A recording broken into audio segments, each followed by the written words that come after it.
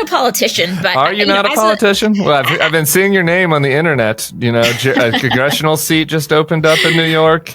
People have been tossing you out there. Saw some chatter about a Lina Khan versus Chelsea Clinton primary, which, you know, is I think what the people deserve probably.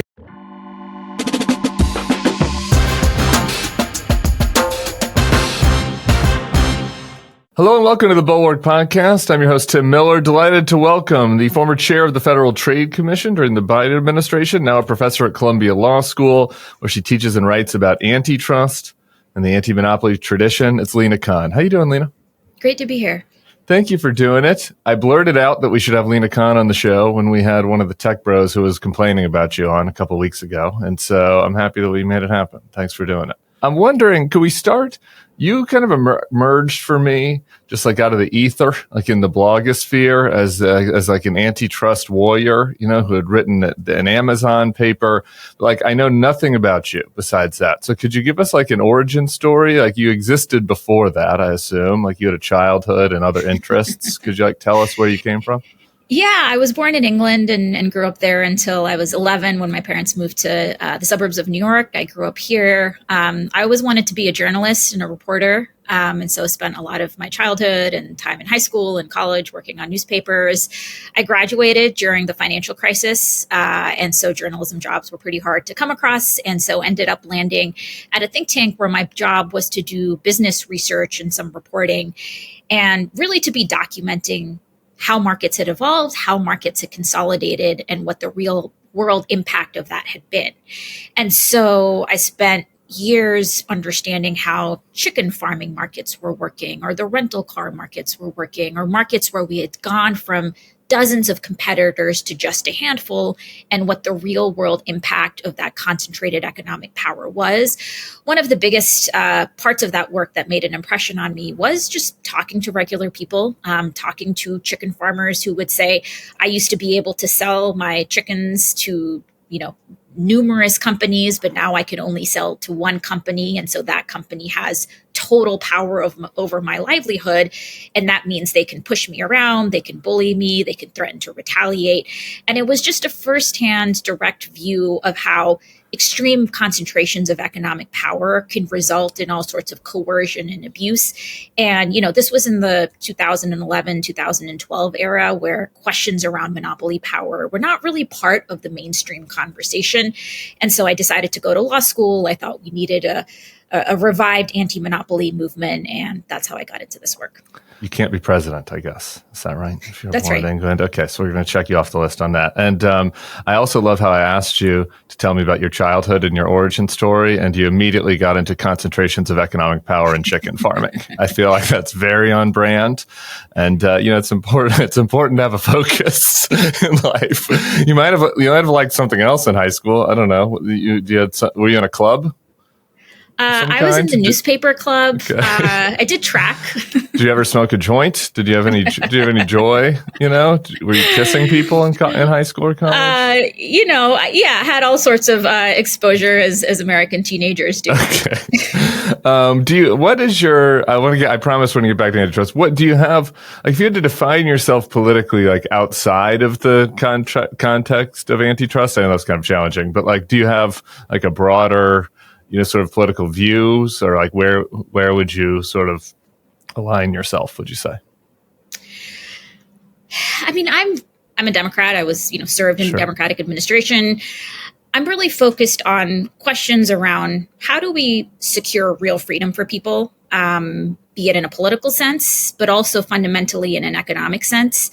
I think the broader anti-monopoly tradition, which thinks about securing freedom, not just through ensuring protections and safeguards from an abusive state and a government that can coerce, but also making sure that people are protected from abuses of monopoly power, from abuses of private power, and really ensuring that we have an economy where people can experience real freedom and real opportunity. And so that's really what animates me. And when I think about kind of our political system and kind of, you know, who is most trying to stand up for those values, that's really what I gravitate towards. Because there are some anti-monopoly rightists. You have some strange bedfellows over there. But I want to hear first, like the big fights, I think the big thing that everyone has to talk about here is related to tech and big stuff at Silicon Valley, and then kind of also this sort of horseshoe element with the Bannon folks. But I've been listening to some of your other interviews, and there were a lot of, I was about to say small ball, but that's not really the right way to phrase it. It's, more like things that are off the political radar, I guess, as far as big controversies are concerned, that you're focused on. You mentioned, kind of gym memberships, being able to cancel them, and right to repair, something like I talked to Marie-Louise Perez about. So talk about some of those things you're focused on outside of the context of the big tech monopoly stuff. Yeah, I mean, at the FTC, we've really had a front row seat to the financial and economic challenges that millions of Americans are facing. That could vary from, people who had lost family members because they had been rationing life-saving medicines that are just too expensive, to stories about people who are trapped in their job because of a non-compete. And so we heard from people like a bartender in Florida who was being sexually harassed. And when she tried leaving her job, she got hit with a lawsuit for tens of thousands of dollars. Insane. Heard from a lot of farmers. Literally had a farmer kind of break down in tears in my office, recounting that they had lost an entire harvest once because of the repair restrictions that prevented them from fixing their tractor on time. So, the FTC's purview is broad. And by really focusing on wanting to hear from everybody, including, candidly, people across the country who are not usually interacting with the government, who are pretty disillusioned with the government, who don't think the government usually fights for them, that really gave us a broad tapestry of what are the problems people are facing and what can we do to best address that.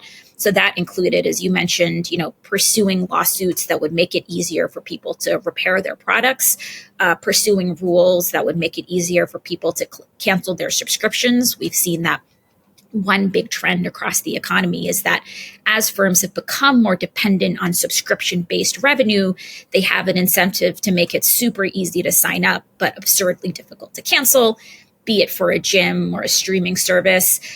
We took on things like junk fees, which inflate your bills, be it for a ticket to a concert or even your rent. And we ended up suing one of the biggest corporate landlords because their bait and switch tactics were inflating rents by thousands of dollars for millions of Americans. So, we were really firing on all cylinders. You're right that sometimes our work in the tech context gets heightened attention, but we were really focused on the bread and butter issues more generally as well. So it's interesting to hear you talk about that, right? Because I guess maybe not every single thing you just said, but a lot of that could have been uttered at like the National Conservatism Conference that's happening right now, like this right-wing populist conference where they're trying to talk about how, they want to, help, like working people who, are getting screwed over by, the big elites. I mean, like they would phrase it maybe a different way than you, but that is like an in vogue thing to talk about if you're JD Vance or Josh Hawley.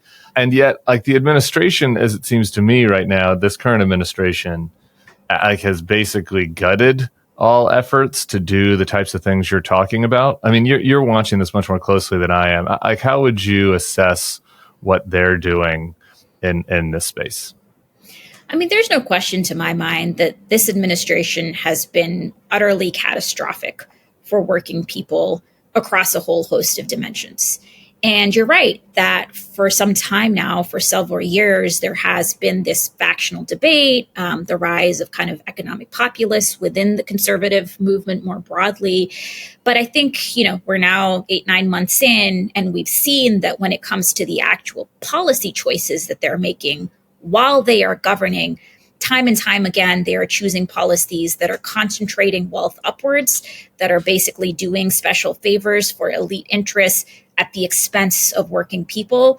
Their signature piece of legislation delivers literally tax cuts for the rich while stripping Medicare. So, I think to the extent that there are still true believers in economic populism on their side right now, it's not really looking good for them. Y'all, I knew fall was in the air when Aretha the cat came back into the house for a while yesterday morning. This cat, this is a New Orleans cat. It's a summer cat, does not like the cold weather. And cold weather for this cat, it's kind of, Aretha and me are kind of aligned in this way. If it gets below 72, starts to get a little chilly. I want to put on a jacket. Aretha wants to come into the house. And luckily, we had some food for him because this podcast, yeah, that's right. It's Aretha the man. We'll tell you another time. The podcast is sponsored by Smalls. Smalls cat food is protein-packed recipes with preservative-free ingredients you'd find in your fridge and delivered right to your door. That's why Cats.com named Smalls their best overall cat food. To get over 60% off your first order plus free shipping, head to smalls.com/thebulwark for a limited time only. Smalls was started back in 2017 by a couple of guys home cooking cat food in small batches for their friends. A few short years later, they've served millions of meals to cats across the U.S., including our part-time cat, Aretha.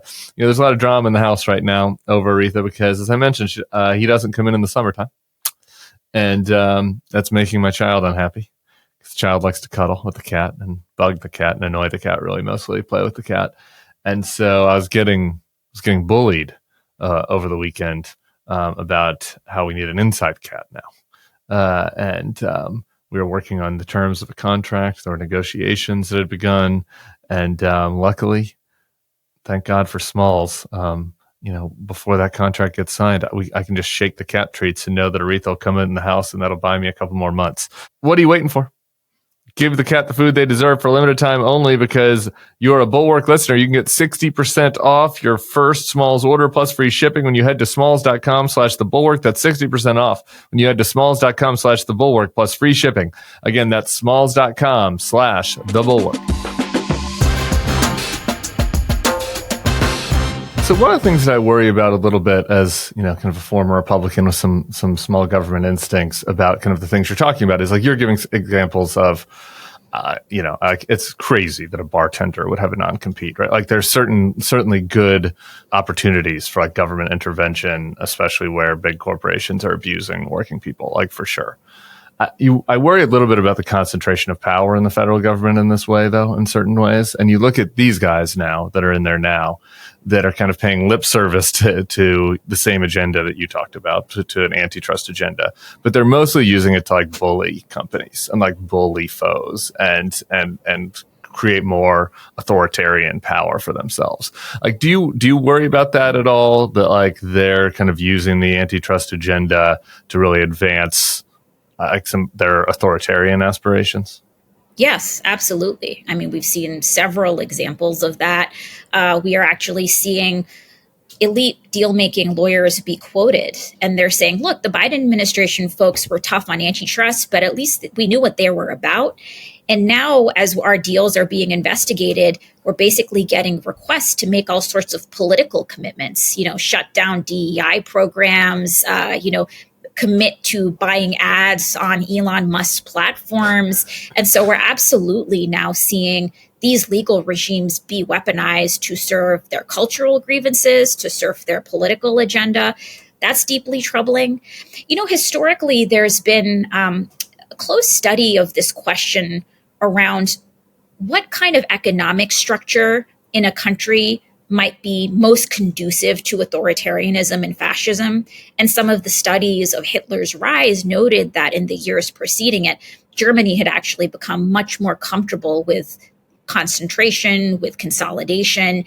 And you can imagine how an economy where you have 10,000 CEOs or 100,000 CEOs that are controlling key parts of the economy is going to have that an authoritarian is going to have a very different rise to power and ability to kind of solidify their grip, rather than an economy where you have 10 or 50 or 100 most powerful people who are basically going to more easily bend the knee. And, I think it's been really fascinating to see how many of these corporate leaders, seem to be going quiet, and there is reports that they are also feeling some of that fear.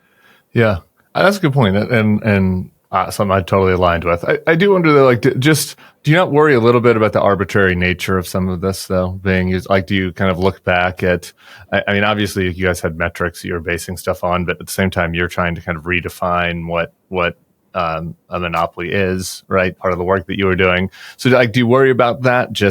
And you could see a leftist authoritarian kind of regime take power too and use this to bad ends. I mean, obviously we're seeing this now on the right, but like you could imagine it either way, right?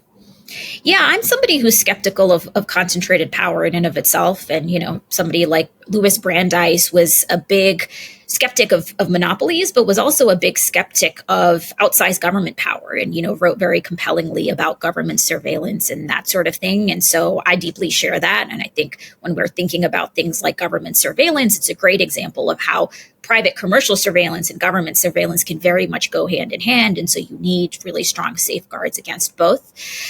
At the FTC, my goal was really to go back to the roots of antitrust and make sure we were enforcing those laws in a faithful way.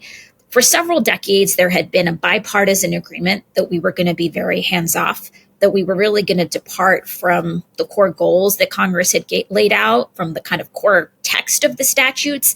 And that is what had, I think, created a very permissive environment for monopolies, for dominant companies in ways that allowed them to abuse their power. And at a place like the FTC, if you are seeking to take action, you have to file a lawsuit, right? If you're looking to block a merger, if you're looking to claim that a company is an illegal monopoly, you don't just get to do thumbs up, thumbs down. You literally have to make your case in court before a judge. And those types of checks and balances are already baked in. All right. For people who've been listening for 14 minutes who are not deeply ensconced in the online debate, they might be wondering at this point why you are such a boogeyman. A couple of our recent guests have criticized you. Mark Cuban was not a big fan of yours. And I guess it was a couple of weeks ago, we had Jason Calacanis, who was on the All In podcast on the show. And he kind of singled you out as a reason why some folks were upset with the Biden administration and moving towards Trump. I just want to play a clip from that, and then we can talk about it. One of the really difficult things of the past 4 years was the anti-business, anti-capitalism sentiment of the Biden-Kamala sort of administration. And they hired somebody named Lina Khan, as you know, and she basically froze our entire industry. No M&A, and she was going to magically, through being able to predict the future, like a precog in Minority Report, predict future competition. I invest for a living. The probably 10 companies I've invested in when they were under $10 million that became unicorns, I would never have been able to predict. I knew they were, great founders, but you can't really predict these things. And I've done 500 investments. So the fact that she could do this was crazy. Since she's been removed and the wrath of Khan has ended, we've seen a flurry of M&A. We've seen a bunch of IPOs. The stock market has ripped. The wrath of Khan. Clever, I guess. What do you say to that? Look, I took office at a moment where the antitrust enforcers had enabled decades of buying sprees for the largest tech giants. And there was now a bipartisan consensus that was creating major problems. Apple, Amazon, Facebook, Google, Microsoft had collectively made over 800 acquisitions, which is partly what had allowed them to cement their monopoly power. And that was now basically squeezing out innovation, right? I mean, I think it's important to remember Silicon Valley is not a monolith. I actually took several trips to Silicon Valley, sat down with some of the startups and the founders. And one of the things they would say is all they want is a fair market. And for them, a fair market is one where if they have the best idea, they should be able to bring that idea to market and compete on a level playing field rather than allowing one of the existing gatekeepers like an Apple or like a Google to cut them off. And, the idea that deal making froze these last few years is just doesn't match reality. I mean, antitrust enforcers scrutinize less than 3% of all deals. We end up blocking an even smaller fraction. And there are actually some very specific examples of that, how that has been good for competition and how it has been good for innovation, right? So one of the first mergers we blocked was the NVIDIA ARM merger. NVIDIA would have gotten control over a key input that would have deprived rivals of a key technology in areas like self-driving cars. We blocked that. NVIDIA has continued to be extraordinarily successful. They're doing pretty good, I think. They're doing okay. I haven't checked the stock lately, but I think they're doing all right. And ARM ended up IPOing and is now basically, trading at a multiple of what its value had been there. So, we've seen these independent firms as independent competitors continue to thrive. Figma recently went public. That followed a failed acquisition by Adobe several years ago where antitrust scrutiny scuttled that. Adobe had been trying to buy them for $20 billion. When they ended up going public, their valuation was over $60 billion. So investors did pretty well there, and Figma is going to continue to be able to be a competitor to Adobe and make sure that as firms are competing, they're actually having to try to make their products and service better to have customers use them rather than just be able to, be an incumbent and become too big to care. So you don't, and I heard from some other investors who were basically saying that, that they felt like there was a non-acquisition policy essentially, and that like disincentivized them from wanting to invest into startups because they just didn't know what the exit plan would be for that financially. I mean, it sounds like you're saying that was not really, you don't think that's a fair characterization, a non-acquisitions like policy. I mean, if you just look at the number, thousands of deals get reported every year. They got reported the last few years, and less than 3% even got investigated, which meant that less than 3% even had to wait more than 30 days before they could go through. So, just from a numerical perspective, there were thousands and thousands of deals that ended up going through just fine. We were really focused on the ones where we thought competition would be undermined. Just to give you another clear example, pharmaceutical acquisitions was another area where there had not been much scrutiny. This is another area where investors sometimes argue, look, we have to put our money behind some of these companies that are taking on enormous risk. And They have to get bought out by a big pharma company in order for there to be a real exit and for it to be financially worth it. We saw a merger where Sanofi was already the monopolist in this area for drugs for the Pompe disease, which is an awful muscular degenerate disease. They had a monopoly. Maze was this upstart that basically would have introduced another treatment for Pompe disease. And instead of having to go get biweekly infusions, you could have actually taken an oral pill. So this would have been a treatment that would have been a game changer for patients who suffer this awful disease. And when we investigated, we saw that allowing the existing monopoly to buy up this upstart would actually risk not allowing this new innovation to get to market, right? Because Sanofi is already doing pretty well. It already has a monopoly in this area. Right. It would not have an incentive to have this new drug come on. So we blocked that merger. A few months later, Maze ended up partnering up with another company. They were able to sell to a firm that did not already have a vested interest, did not have a conflict, and we had no issues with that. So that example just illustrates how if you have a startup who is selling out to a monopoly in their key line of business, and we determine that that will actually threaten innovation, I mean, there are countless examples of even the big tech companies, right? Making acquisitions and then killing the company, shelving the product, right? And so you have to think about, what are the market incentives here to really allow innovation to flourish? Yeah, let's go back. Let's go to the big tech stuff for a second, because I'm kind of two minds about it. Like on the one hand, the area where I'm sometimes skeptical of the folks that are so focused on the antitrust side of things and the monopoly side of things is, if you look in retrospect, right, like Google is maybe the clearest case of the tech companies of something that seemed like it had a monopoly in a marketplace when it comes to search and advertising. And yet, if you were looking at it in 2019 or whatever, 2017, and like here we are today, and like the Google search engine is a piece of shit. Like it barely works anymore. It's being totally disrupted by, LLMs and other things that have emerged.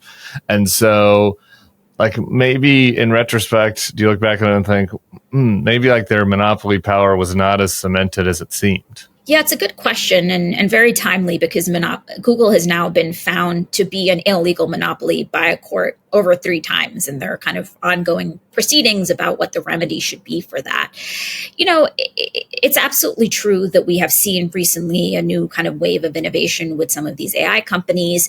Interestingly, one of the kind of critical papers that had to be published for then OpenAI's technologies to be able to take off, that paper was actually originally published by Google.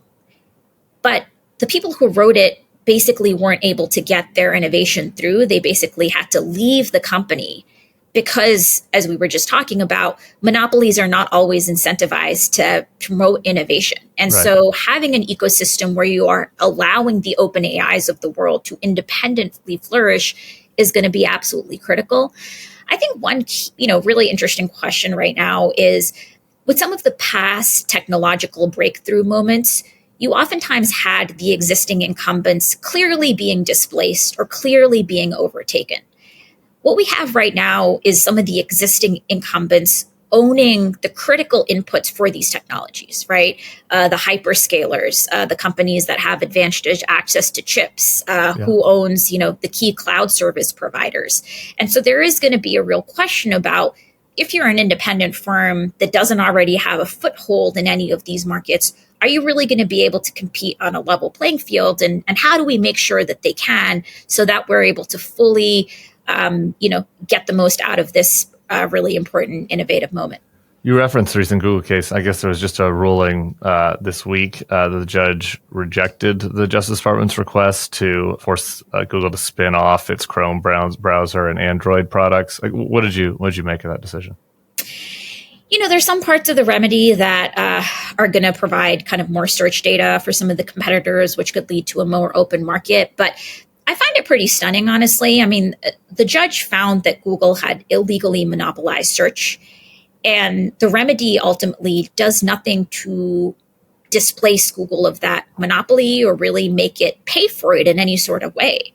And if you're thinking about, how do we do law enforcement in a way that deters law breaking in the first place, saying to a bank robber, okay, you can keep all the loot, but we'll make you kind of do these things on the side, I don't think is a very compelling place to land. And so I do worry that unless you actually create remedies that are depriving the monopolist of the fruit of its law breaking, we're going to have a system where companies are going to keep being incentivized to break the law. On the other hand, spinning off the Chrome browser right now would be a pretty worthless company, maybe, potentially, right?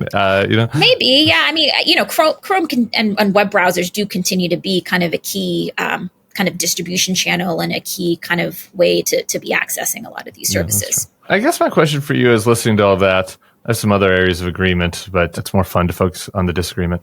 Why do you think these guys hate you so much? I mean, I've been listening to all of this, and you seem to have maybe some disagreements, understandably, big VCs, etc. But you don't seem to be anti-capitalism. You don't seem to be interested in engineering a workers' revolution. What is underneath their ire for you, do you think? It's a really interesting question. And I think, just zooming out more big picture, it is true that for several decades, we've had a kind of bipartisan culture and a bipartisan system of elite impunity, right? If you're an elite, if you're somebody who wears a suit and works in a C-suite and you break the law, you will face a very different system and a very different set of treatments than if you're a pickpocket or shoplifting. Yeah. And I think the law should be enforced without fear or favor. I think the law should be enforced in an even-handed way. I think the fact that Americans see that elites get treated differently when they break the law creates a huge amount of disillusionment with our government and with our democracy.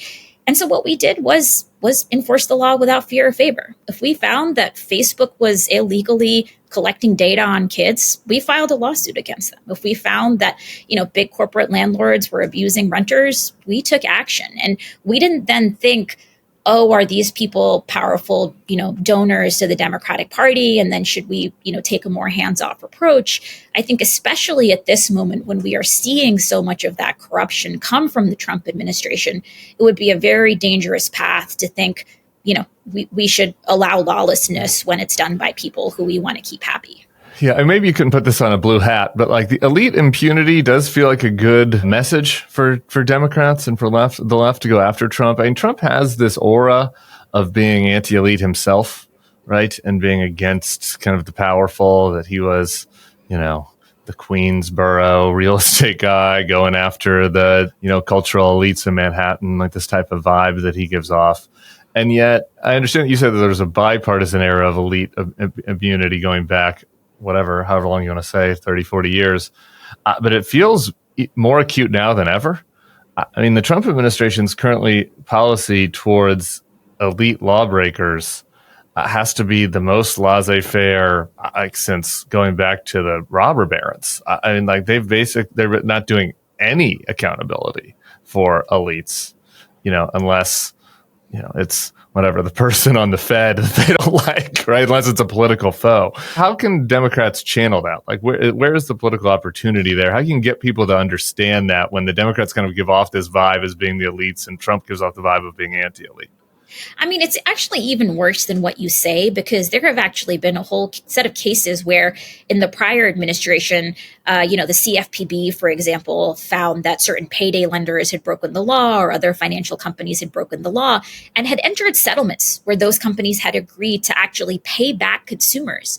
This administration has come in and actually said, no, actually, we'll just undo those settlements and you can keep all that money that you stole from people. So, not only are they not enforcing the law going forward, they're actually undoing the past law enforcement where companies had already agreed to pay out the money they had stolen from people. So it's truly wild. It's truly a big opportunity for a party, for people who want to stand up against this culture of elite impunity. Do you have thoughts on how to get it to break through? I mean, I know we might get to that, but do you have any thoughts on how? I'm not a politician, but are you not a politician? Well, I've been seeing your name on the internet. A congressional seat just opened up in New York.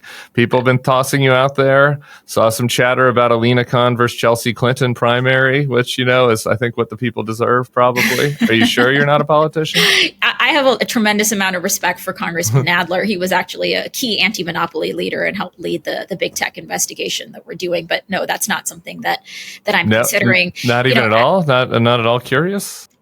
No, I respect members of Congress, but I'm not interested in running to join Congress. People who choose to serve that way, and I'm definitely interested in continuing to figure out how to serve the public. But running for Congress is not something that I'm interested in.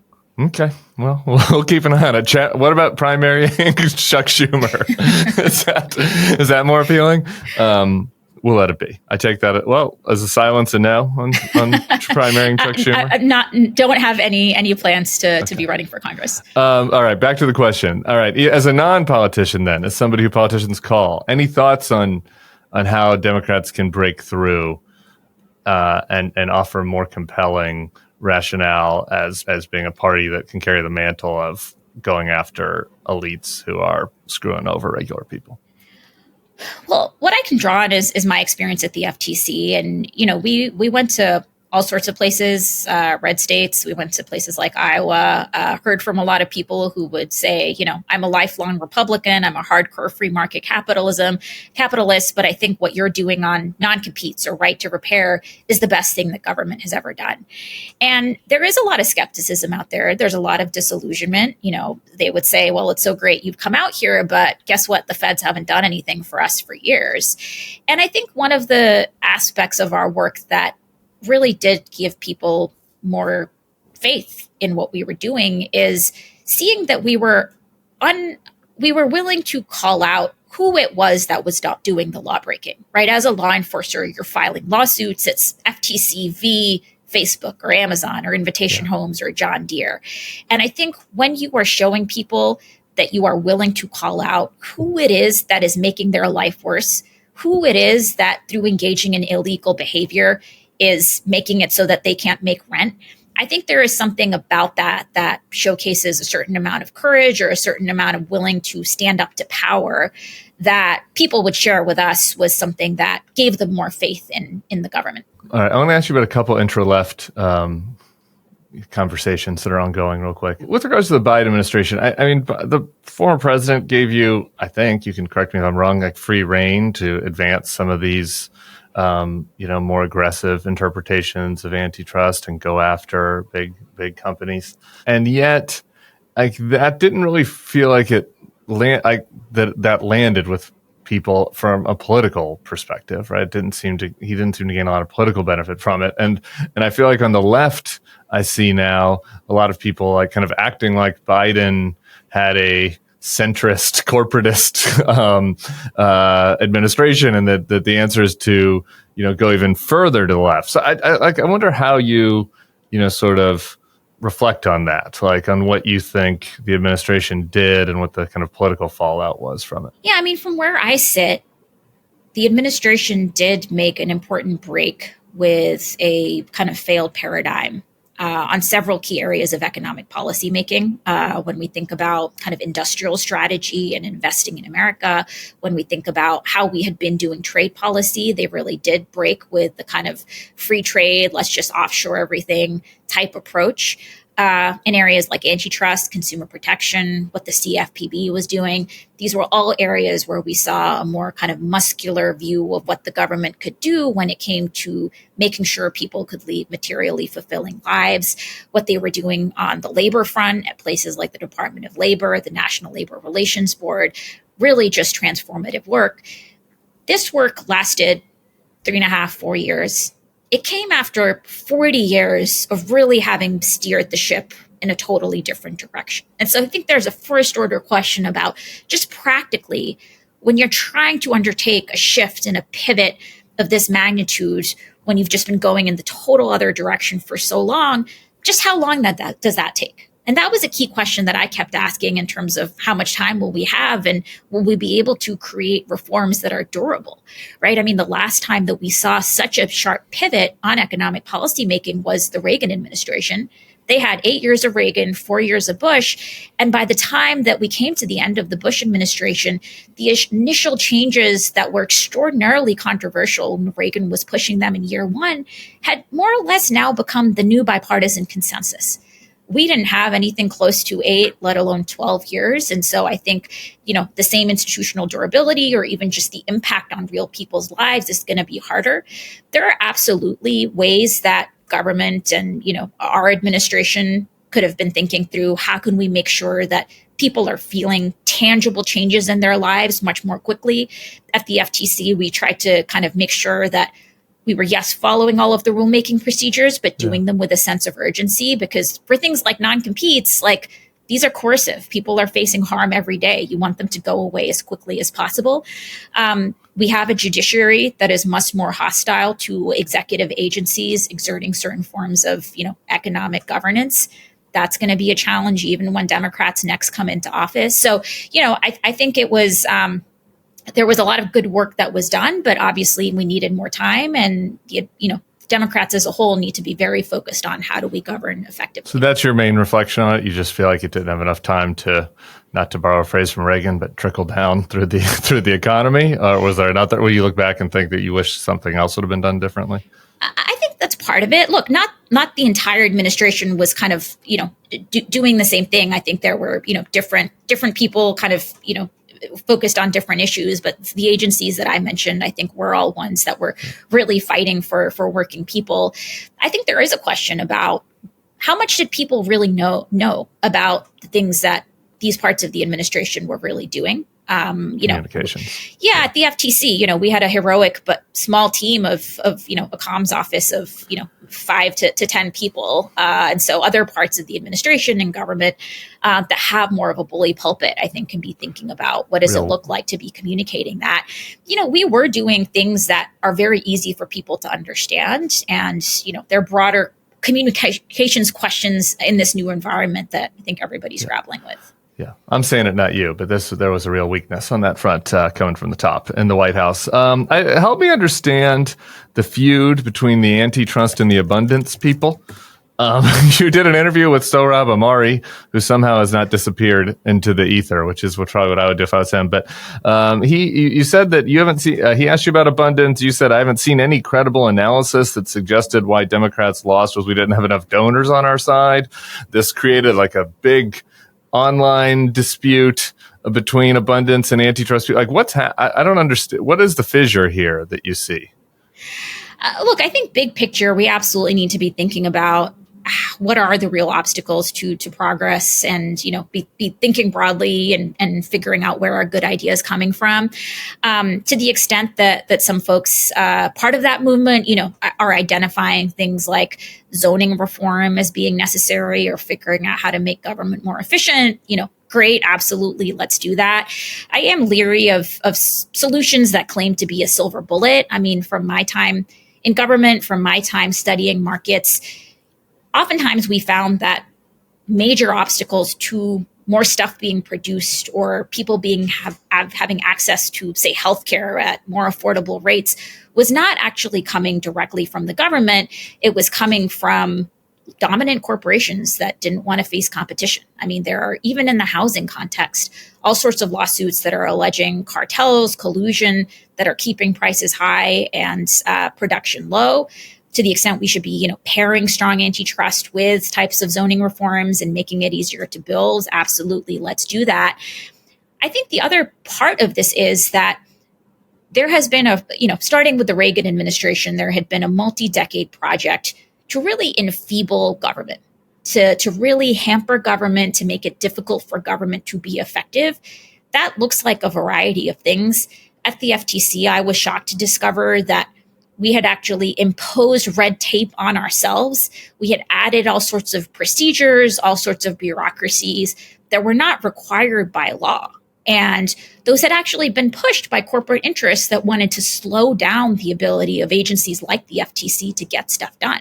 So we should absolutely be looking all of that with fresh eyes, figure out where can this be streamlined, where can government be made more effective and more efficient.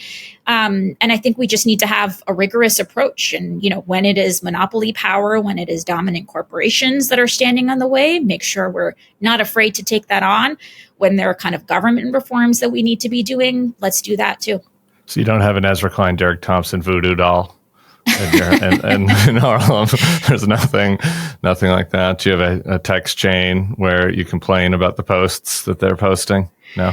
No, I mean, I think that it's a time for healthy inter-party debate, and it seems like that's happening in all sorts of corners, and so that'll just cool. Play out. All right, well, we can hash it out. We can do a food fight or something. A food fight. People want to have, people are looking for a different path forward, and I think are excited to hear from people who have differing views on what to do. I think definitely on the left, this is a moment where people are open to being like, pitch me something, pitch me something on how to make this work, because we're not happy with the status quo.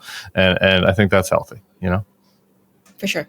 All right. Last thing, sports. We have ESPN and NFL. The ESPN has bought the NFL network and now has 10% of the NFL. Can we get you back in there to do something about this? I feel like there's collusion happening on my television screen, and I don't like it. This is my escape from politics.